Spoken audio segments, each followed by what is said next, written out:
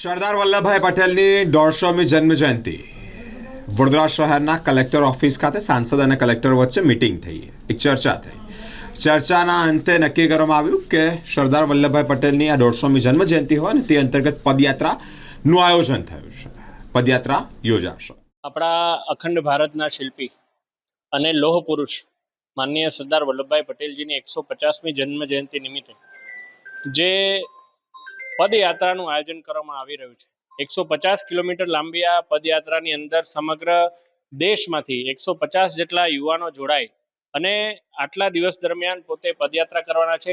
કરમસદથી કેવડિયા સુધીની આ પદયાત્રાની અંદર વધારે પડતો ભાગ એ વડોદરા જિલ્લાનો આવી રહ્યો છે. ત્યારે આ રાષ્ટ્રીય પદયાત્રાના પ્રાથમિક સંકલન અને રૂટ ફાઇનલાઇઝેશન માટેની આજે એક બૃહદ બેઠક મળી હતી. માન્ય કલેક્ટર શ્રી, ડીડીઓ શ્રી અને તમામ અધિકારીશ્રીઓ, સંગઠનના પદાધિકારીશ્રીઓ સાથે મળી અને વિસ્તૃત ચર્ચા કરવામાં આવી અને વડોદરા જિલ્લામાં આવતા સરદાર પટેલજીને સ્પર્શતા, એમના જીવનને સ્પર્શતા એવા જે કોઈ સ્થળો છે એ પણ આ રૂટમાં આવરી લેવાય એ બાબતે પણ ચર્ચા કરવામાં આવી છે.